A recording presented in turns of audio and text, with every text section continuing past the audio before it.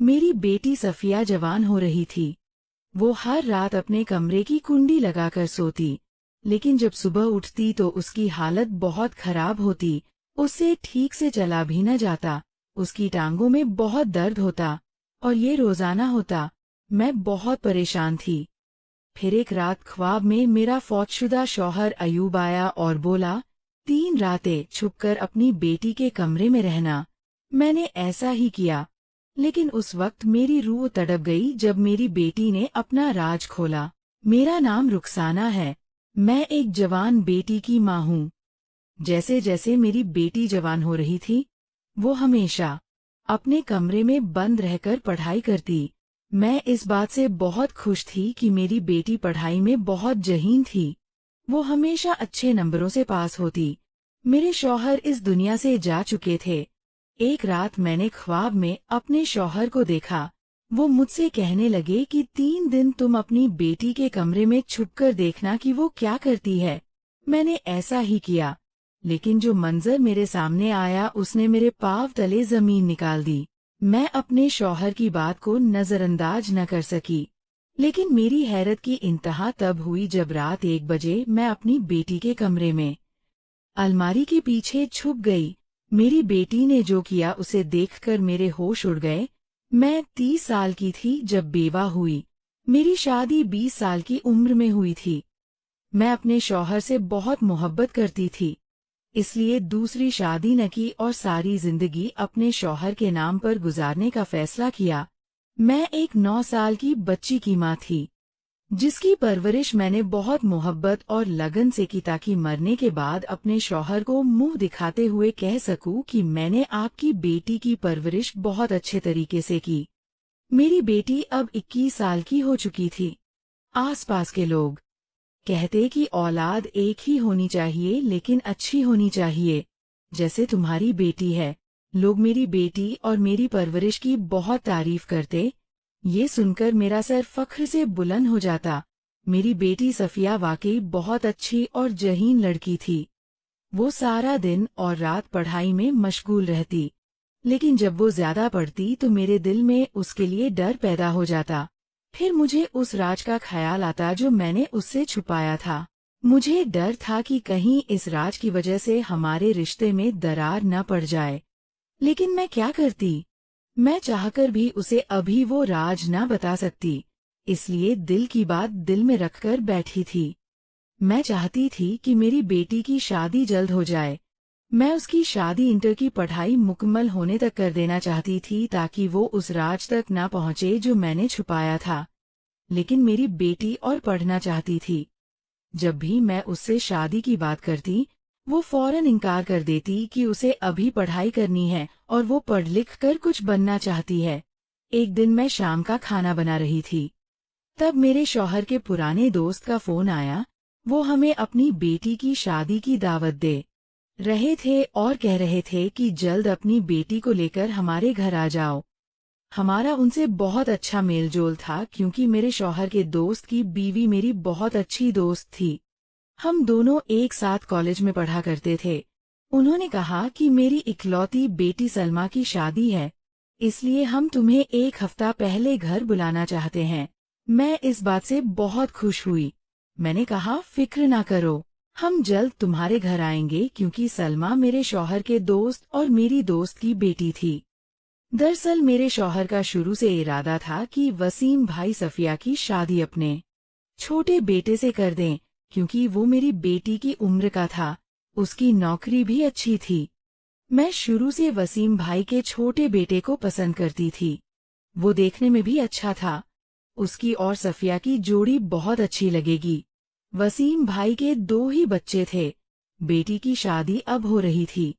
उसके बाद बेटा था। मेरी बेटी इस घर में बहुत खुश रहेगी। मैंने जल्दी से खाना बनाया और सफिया के कमरे की तरफ जाने लगी। जैसे ही मैंने दरवाजा खोलने के लिए हाथ बढ़ाया तो देखकर हैरान रह गई कि सफिया ने कमरा अंदर से बंद किया हुआ था। मैंने जोर से दरवाजा खटखटाया। कुछ देर इंतजार के बाद दरवाजा खुला। मेरी बेटी को पसीना आ रहा था और वो बहुत घबराई हुई लग रही थी। मैंने कहा, क्या बात है सफिया, तुमने दरवाजा अंदर से क्यों बंद किया था और इतनी देर से क्यों खोला? वो बोली, अम्मा मैं बाथरूम में नहा रही थी। मैंने कहा, अच्छा छोड़ो, इधर आओ और मेरे पास बैठो। मैंने उसका हाथ पकड़कर उसे सोफे पर बिठाया। मैंने कहा, तुम्हें पता है तुम्हारे अंकल का फोन आया था। वो सलमा की शादी के लिए बुला रहे हैं। तुम तैयारी शुरू कर दो, 2 दिन बाद निकल जाएंगे। ये सुनकर सफिया के चेहरे का रंग उड़ गया। वो बोली, अम्मा मैं नहीं जा सकूंगी। उसकी ये बात सुनकर मुझे गुस्सा आ गया। मैंने कहा, क्यों नहीं जाओगी? वो बोली, अम्मा मेरे इम्तिहान शुरू होने वाले हैं, मुझे तैयारी करनी है, मैं किसी हाल में पढ़ाई नहीं छोड़ सकती। मैंने कहा, बेटा बात समझो, अपनी सारी किताबें वहां ले जाना, वहां जाकर आराम से पढ़ लेना, इसमें क्या बड़ी बात है। मगर शादी में जाना जरूरी है क्योंकि मैंने तुम्हारे लिए सलमा के भाई यासिर को पसंद किया है। तुम दोनों एक दूसरे से मिलोगे तो बात आगे बढ़ेगी। वो खाली आंखों से मुझे देखकर बोली, अम्मा मैं शादी के काबिल नहीं रही। मुझे उसकी ये बात बहुत बुरी लगी। मैं गुस्से में बोली, तुम्हारा क्या मतलब है? वो घबरा गई और बोली, अम्मा मैंने आपसे कितनी बार कहा कि मैं पढ़ लिख कर कुछ बनना चाहती हूँ। उसकी ये बात सुनकर मैं उसे घूरती रह गई। अगले दिन भी मैंने बहुत कोशिश की कि वो शादी में जाने के लिए राजी हो जाए, क्योंकि मैं उसे शादी में ले जाना चाहती थी। मैंने यहाँ तक कह दिया कि अगर तुम शादी में न गईं तो मैं भी नहीं जाऊंगी। लेकिन फिर भी उसने मेरी बात ना मानी। मैं पहले से अपनी दोस्त के घर जाना चाहती थी, लेकिन बेटी को मनाने की वजह से ना जा सकी। जबकि शादी में सिर्फ 5 दिन रह गए थे, मजबूरन मुझे अपनी तैयारी करनी पड़ी। मैं अपनी पुरानी दोस्ती खराब नहीं करना चाहती थी। मैंने सफिया से कह दिया कि मैं पड़ोस में कह जाऊंगी कि वो 1 हफ्ते के लिए तुम्हारे साथ रह ले। सफिया बोली, मुझे किसी पड़ोसन की जरूरत नहीं, मैं अकेली रह सकती हूँ। अगर उन्होंने मेरे कमरे में सोने की जिद की तो मैं क्या करूंगी? मुझे पढ़ाई में मसला होगा। मैं गुस्से से बोली, सफिया तुम जानती हो कि तालीम हासिल करने के साथ वालिदैन की इज्जत करना और उनकी बात मानना भी जरूरी है। फिर तुम बताओ कि तुम्हारे कमरे में ऐसी क्या चीज है जो वो तुम्हारे कमरे में नहीं सो सकती? अगर तुम्हें पढ़ाई में मसला होगा तो सोफे पर बैठकर पढ़ लेना। सफिया बोली, अम्मा आप जानती हैं कि मैं अपने कमरे में अकेली पढ़ाई करती हूँ, तभी मेरा फोकस अच्छा रहता है, इसलिए किसी की मौजूदगी में तंग होती हूँ। मैंने कहा, अच्छा ठीक है, पड़ोसन मेरे कमरे में सो जाएगी, तुम आराम से पढ़ाई कर लेना। बड़ी मुश्किल से शादी में जाने की तैयारी हुई। मैं जानती थी कि वसीम भाई जरूर पूछेंगे कि सफिया शादी में क्यों नहीं आई। जैसे ही मैं शादी वाले घर पहुंची, वसीम भाई बोले, अरे भाभी, आप मेरी बेटी सफिया को क्यों नहीं लाईं? और उनकी बात में मेरी दोस्त सानिया भी हाँ में हाँ मिलाने लगी। मैं डरते डरते बोली, मेरी बेटी पढ़ाई को लेकर बहुत सीरियस है, उसके इम्तिहान होने वाले हैं, इसलिए वो ना आ सकी। वो बोली कि इम्तिहान खत्म होने के बाद मैं अंकल और आंटी के पास चली जाऊंगी। वसीम भाई बोले, वाह ये तो बहुत अच्छी बात है। और सानिया भी बोली, रुखसाना तुमने अपनी बेटी की परवरिश बहुत अच्छी की है। फिर वसीम भाई मेरी तरफ देखकर बोले, भाभी, शादी वाला घर है, खुशी का मौका है, मैं चाहता हूँ कि आपको एक खुशखबरी सुनाऊं। मेरी ख्वाहिश है कि अपने मरे हुए दोस्त की बेटी को अपने घर की बहू बनाऊं। अपने बेटे यासिर की बीवी के रूप में सफिया को देखना चाहता हूँ। इस बात पर सानिया भी बहुत खुश हुई। उसने कहा कि जैसे ही सलमा की शादी की रस्में खत्म होंगी, मैं सफिया का रिश्ता लेकर आऊंगी। ये सुनकर मेरी आंखों में आंसू आ गए। मैंने वसीम भाई और सानिया से कहा कि तुमने मेरे दिल की बात कह दी। ये खबर सुनकर मैं बहुत खुश हूँ। वसीम भाई खुश होकर आगे बढ़ गए, लेकिन सानिया ने मुझे गले लगाया और बोली कि हमारी दोस्ती को अब हम रिश्तेदारी में बदलना चाहते हैं। इस तरह हमारी दोस्ती हमेशा कायम रहेगी। सलमा की शादी में बहुत मजा आया। शादी अच्छे तरीके से हो गई। शादी के बाद मैं अपने घर वापस आ गई। पड़ोसन मेरी बेटी से खुश थी। बोली कि मैंने तुम्हारी बेटी जैसी अच्छी और समझदार लड़की कहीं नहीं देखी। ये सुनकर मैं बहुत खुश हुई। मैंने पड़ोसन का शुक्रिया अदा किया कि आपने मेरी गैरमौजूदगी में मेरी बेटी का ख्याल रखा। मैंने उसे कुछ तोहफे दिए। फिर वो अपने घर चली गई। मैंने सफिया से कहा कि अंकल और आंटी ने यासिर के लिए तुम्हारा हाथ मांग लिया है। वो चाहते हैं कि तुम्हारी शादी उनके बेटे से हो। सफिया ये सुनकर खुश न हुई। वो अजीब नजरों से मुझे देखकर बोली, अम्मा आपने हमेशा अपने एक ही दोस्त के बारे में बताया, जबकि मेरे अब्बू के बहुत से दोस्त थे।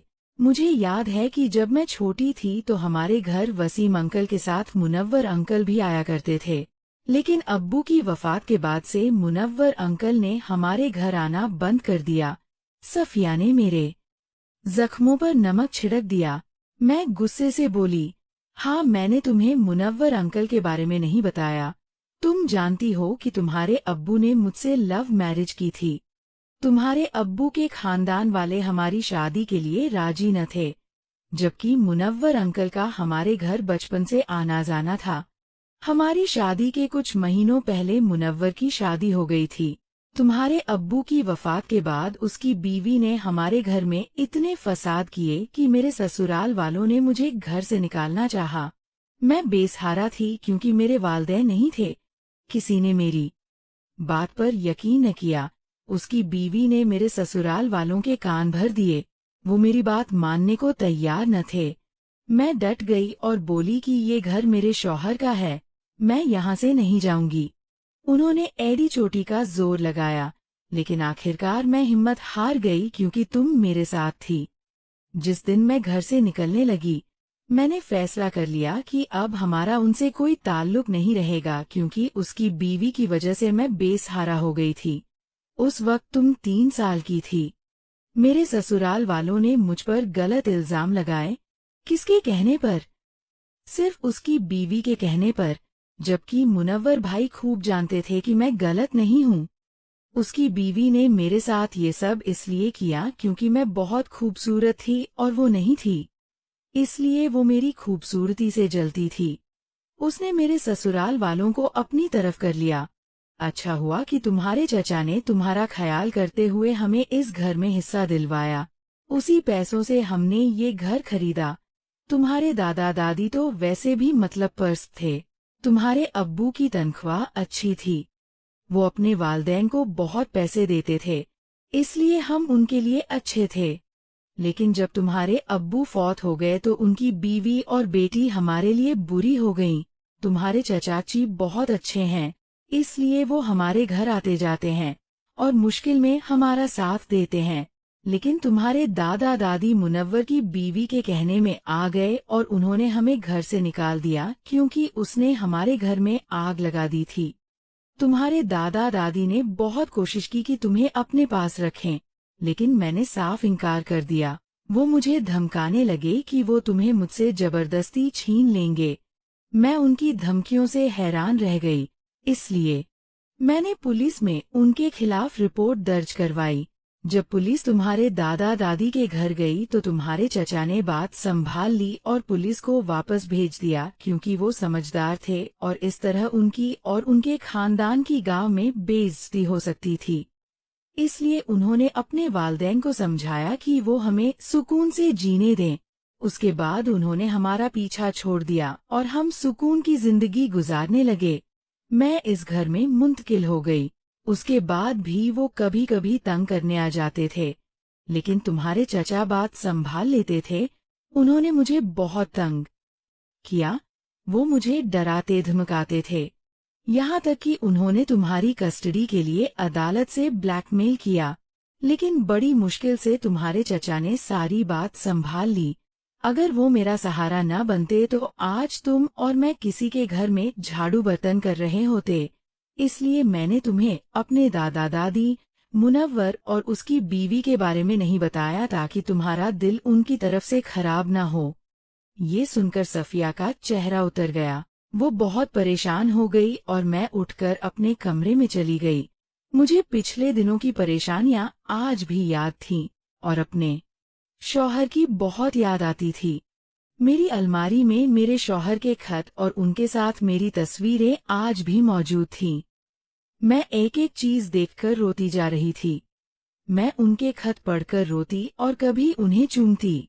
मैं हर चीज बड़े गौर से देख रही थी। तभी मेरी नजर उनकी डायरी पर पड़ी। उनकी एक सियाह कवर वाली डायरी गायब थी, जो मेरे शौहर की थी। उन्हें डायरी लिखने का बहुत शौक था। मैं अंदर ही अंदर बहुत डर रही थी। मैंने सारी अलमारी और अपने कमरे की तलाशी ली, लेकिन वो डायरी कहीं न मिली। फिर मेरे दिल में ख्याल आया कि कहीं वो डायरी सफिया के हाथ तो नहीं लग गई, क्योंकि उस डायरी में सफिया की जिंदगी का सबसे बड़ा राज लिखा था। मेरी बेटी कॉलेज जाती थी और वहां से आकर सारा दिन पढ़ाई करती, मेरी हर बात मानती थी। लेकिन पिछले 15 दिनों से वो बहुत परेशान लग रही थी और अजीब हरकतें करने लगी थी। उसने सब कुछ छोड़ दिया था, बस चिड़चिड़ी रहती थी, मेरी बात भी न मानती थी। मैं उसकी वजह से बहुत परेशान थी, इसलिए मैंने सोचा कि किसी वक्त उसके कमरे की तलाशी लूंगी। मैं रात भर ये सोचती रही और सो गई। मैं गहरी नींद में थी जब मुझे ख्वाब में मेरे शौहर मिलने आए। वो बोले, रुखसाना 3 दिन मेरी बेटी के कमरे में छुपकर उसे देखना कि वो क्या करती है। जब मेरी आँख खुली तो मैं हैरान हो गई कि ये कैसा ख्वाब था। इसने मुझे चौंका दिया। मेरे शौहर कई सालों बाद ख्वाब में आए थे और ख्वाब भी अजीब सा था। मुझे फौरन फिक्र होने लगी कि कहीं मेरी बेटी किसी मुसीबत में तो नहीं। इसलिए मैं जल्दी से उठकर उसके कमरे की तरफ गई। जैसे ही मैंने दरवाजा खोलने के लिए हाथ बढ़ाया तो देखकर हैरान रह गई कि रात के इस वक्त उसका कमरा अंदर से बंद था। वो ऐसी अजीब हरकतें क्यों करने लगी थी?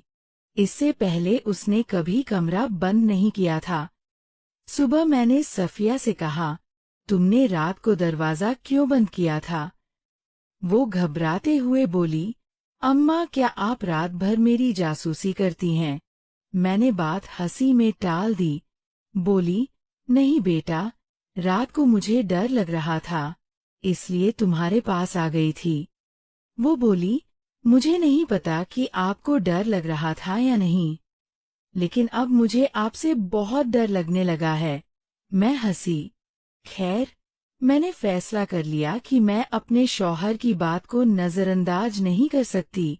उसी रात मैं उसके कमरे में जाकर अलमारी के पीछे छुप गई। जैसे ही सफिया कमरे में आई, वो अपनी किताबें खोलकर पढ़ने लगी। मैं अलमारी के पीछे से उसे देख रही थी। सारी रात वो पढ़ती रही। सुबह 4 बजे उसने किताबें बंद की और बिस्तर पर लेट कर सो गई।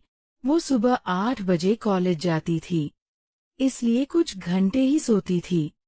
लेकिन सारी रात कुछ भी अजीब न हुआ। जब वो सुबह उठकर नहाने गई तो मैं जल्दी से अपने कमरे में आ गई। सारी रात खड़े रहने से मेरे पाँव में बहुत दर्द था और जिस्म टूट रहा था। मैं सोच में पड़ गई कि मैं एक बच्चे की तरह ख्वाब के पीछे क्यों पड़ गई। मैंने सोचा कि कल रात मैं ज्यादा घबरा गई थी, इसलिए मैंने फैसला किया कि अब रात को उसके कमरे में नहीं जाऊंगी। लेकिन जैसे ही रात हुई और मैं अपने कमरे में लेटी थी, मेरे शौहर की आवाज मेरे कानों में गूंजती रही कि सफिया के कमरे में जाओ।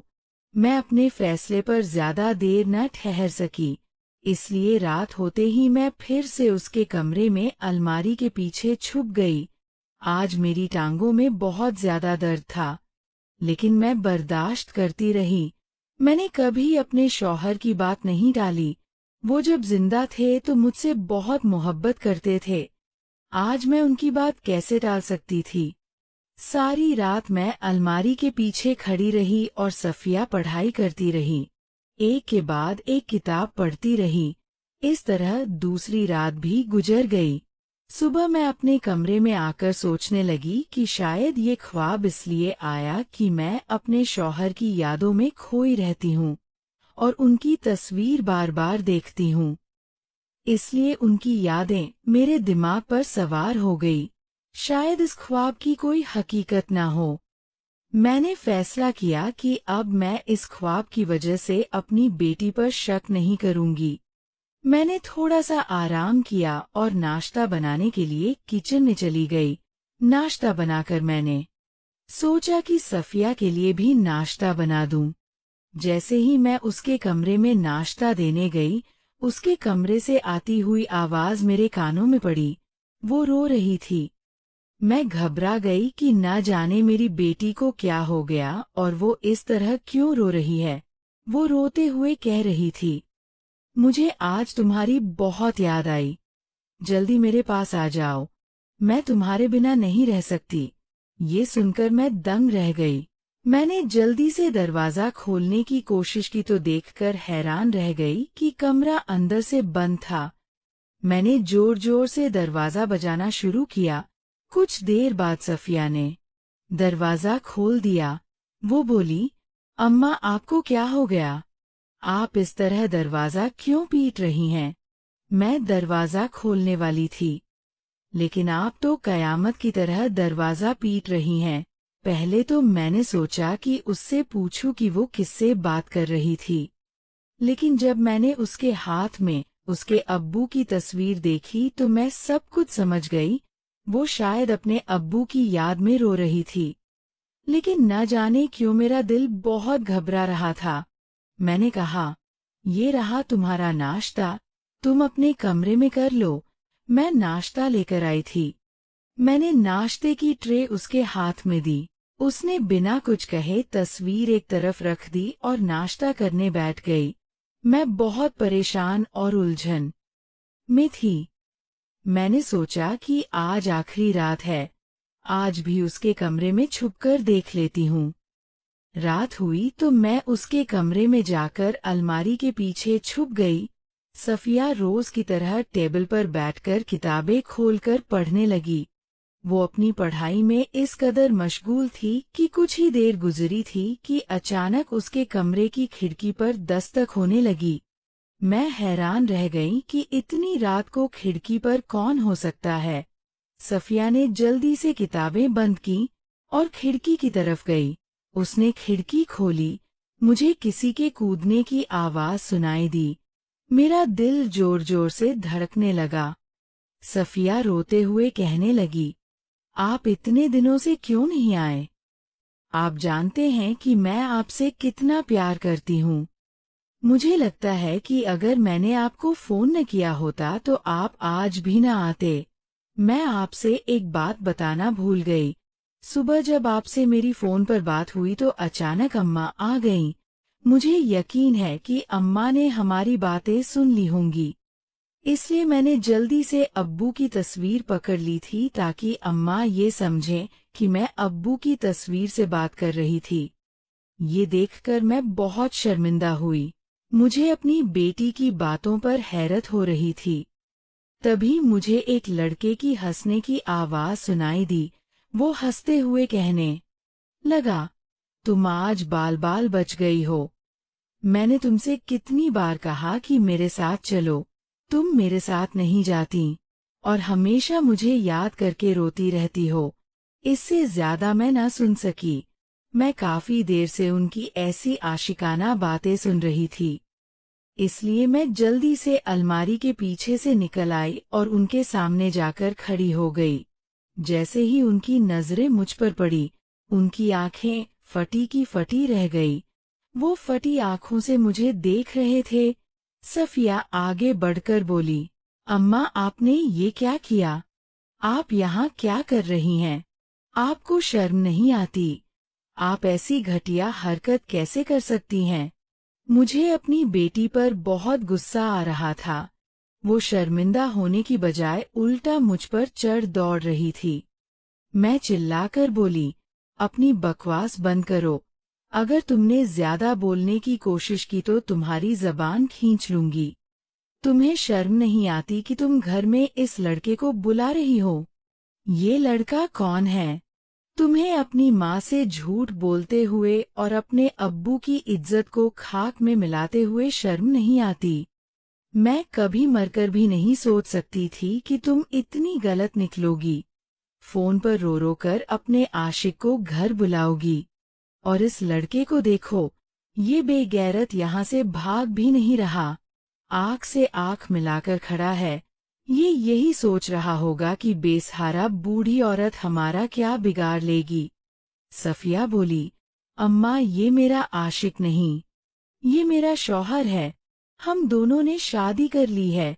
ये सुनकर मेरे पाँव तले जमीन निकल गई कि मेरी बेटी ये क्या कह रही है।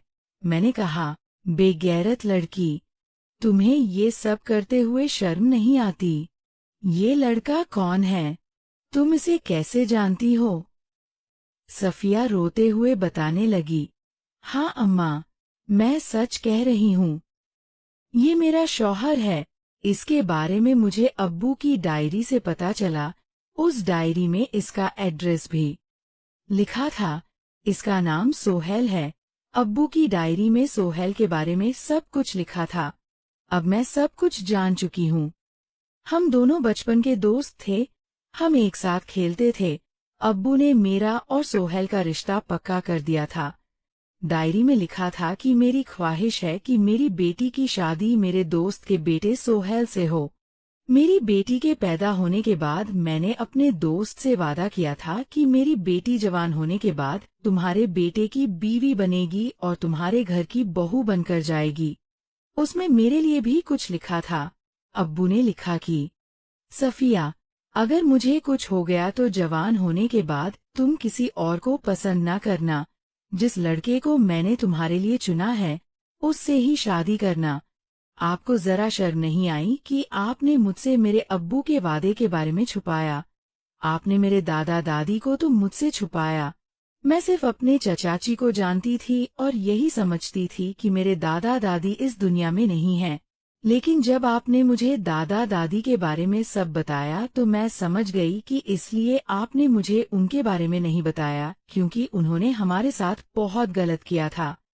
और आपने मुनव्वर अंकल की बीवी के बारे में भी बता दिया कि उसने आपके साथ बहुत बुरा किया। लेकिन आपने एक बार भी उनके बेटे सोहेल का जिक्र नहीं किया, जबकि आप मेरी शादी वसीम अंकल के बेटे यासिर से करवाना चाहती थी। आपने ये सब इसलिए किया कि कहीं मुझे याद न आ जाए कि सोहेल मेरा बचपन का दोस्त है। सोहेल की माँ ने आपके साथ जो भी किया वो पुरानी बात थी। मेरे अब्बू ने मेरा रिश्ता उसके साथ पक्का किया था और उसके अब्बू से वादा किया था, इसलिए मैं अपने अब्बू के वादे को नहीं तोड़ सकती थी। आपकी अलमारी से मुझे मेरे अब्बू के खत और उनकी डायरी मिली। मैं एक डायरी अपने पास ले आई और जब मैंने उसे पढ़ा तो उसमें ये सब लिखा था। उसी में सोहेल का एड्रेस भी था। इसलिए मैं कॉलेज के बहाने उससे मिलने गई और उसे सब कुछ बता दिया। खुशकिस्मती से मुझे वो लड़का मिल गया जिसे मेरे अब्बू ने मेरे लिए चुना था। और अम्मा देखें, अब हम दोनों एक हैं। सफिया की बातें सुनकर मैं रो पड़ी और बोली, बेटी, उन्होंने मेरे साथ बहुत गलत किया था। मैं नहीं चाहती थी कि अगर तुम्हारी शादी इस घर में हो जाए तो वो औरत तुम्हारा जीना दुश्वार कर दे, क्योंकि जिस औरत ने मुझे नहीं छोड़ा वो तुम्हारा क्या हाल करती। उसी औरत की वजह से मेरे ससुराल वालों ने मुझे घर से निकाल दिया था। मुझे डर था कि अगर अपने शौहर के वादे की लाज रखते हुए तुम्हारी शादी सोहेल से करवाई तो उसकी माँ सारी जिंदगी तुम्हें ताने देगी और तुम्हें कभी सुकून से जीने न देगी। अगर मेरी बेटी अपनी जिंदगी में खुश न रही तो मैं जीते जी मर जाती। मैं जानती थी कि जिस औरत ने मुझे मेरे ससुराल में नहीं टिकने दिया वो अपने घर में उसकी बेटी के साथ क्या करेगी। मेरी बातें सुनकर सफिया रो पड़ी। वो बोली, अम्मा, मुझे पता था कि आपके पास इस सब के पीछे कोई वजह होगी क्योंकि मैंने अपनी जिंदगी के इतने सालों में आप में कोई बुराई नहीं देखी। मुझे वजह मालूम हो चुकी है। लेकिन अम्मा, मैं अपने अब्बू के वादे को पूरा करना चाहती थी। तभी मेरा दामाद सोहेल आगे बढ़ा और हाथ जोड़कर बोला, आंटी, वक्त बहुत आगे बढ़ चुका है। अब हालात पहले जैसे नहीं है। सब लोग अच्छे हो चुके हैं और मैं आपको बता दूं कि माँ की तबीयत इतनी खराब है कि वो बिस्तर से उठ नहीं सकती। शायद उन्होंने जो आपके साथ किया, अल्लाह ने उन्हें उसकी सजा दी है। उन्हें कैंसर हो गया है। वो न बोल सकती हैं और न हिल सकती हैं। डॉक्टर ने कुछ दिनों का वक्त दिया है। उनकी हालत बहुत सीरियस है। आप मेरे साथ चलें। और माँ को उनकी गलती के लिए माफ कर दें। शायद उनकी जिंदगी के बाकी पल वो सुकून से जी सकें। मेरी बेटी सोहेल से शादी कर चुकी थी। अब मेरे पास इनकार की कोई गुंजाइश न थी। मैं सोहेल और सफिया के साथ उसके घर चली गई। वहाँ सोहेल की माँ बहुत बुरी हालत में बिस्तर पर लेटी थी। उसे देखकर मुझे बहुत तरस आया। वो मुझे देखकर रो पड़ी। वो कुछ बोल न सकी, लेकिन उसकी आंखों से लग रहा था कि वो मुझसे माफी मांग रही है। मैंने उसके करीब जाकर कहा, मैंने तुम्हें माफ कर दिया। अब हमारे बच्चों ने शादी कर ली है, उन्हें दुआ दो। ये सुनकर उसकी आंखों से आंसू निकलने लगे और वो रो रही थी। मुनव्वर भाई मुझे देखकर बहुत खुश हुए और बोले, भाभी, जब से उसकी तबीयत खराब होनी शुरू हुई, वो समझ गई थी कि उसने आपके साथ गलत किया। अल्लाह उसे उसी की सजा दे रहा है। वो आपसे माफी मांगना चाहती थी, लेकिन उसकी हिम्मत न हुई। उसने कहा था कि जब मैं ठीक हो जाऊंगी तो खुद रुखसाना के घर जाकर माफी मांगूंगी। लेकिन उसकी हालत दिन खराब होती गई और वो आपसे माफी न मांग सकी। जब सफिया हमारे घर आई और उसने सब कुछ बताया तो मैंने खुद इन दोनों की शादी करवाई, और हमने आपको इसलिए नहीं बताया क्योंकि हमें पता था कि आप कभी इस शादी के लिए राजी नहीं होंगी, क्योंकि आपके साथ बहुत बुरा हुआ था और मैं अपने दोस्त के वादे को भी पूरा करना चाहता था। मुनव्वर भाई मेरे सामने हाथ जोड़कर बोले, भाभी, मैं अपनी बीवी की तरफ से आपसे माफी मांगता हूँ। उसे माफ कर दें, और हमारे बच्चों को भी जिन्होंने आपसे छुपकर शादी की। मेरी बेटी खुश थी, यही मेरे लिए बहुत था। मैंने कहा, जो हुआ सो हुआ, आपको शर्मिंदा होने की जरूरत नहीं। मैंने उसे माफ कर दिया। ये कहकर मैं अपने घर आ गई। लेकिन अगले दिन जो खबर आई उसने मेरे पांव तले जमीन निकाल दी। सफिया ने बताया कि उसकी सास की मौत हो गई। उसकी मौत पर मुझे बहुत अफसोस हुआ। अब मेरी बेटी अपने ससुराल में रह रही है और बहुत खुश है। इस तरह मेरे शौहर का ख्वाब भी पूरा हो गया और जिसने जो किया उसे उसकी सजा भी मिल गई।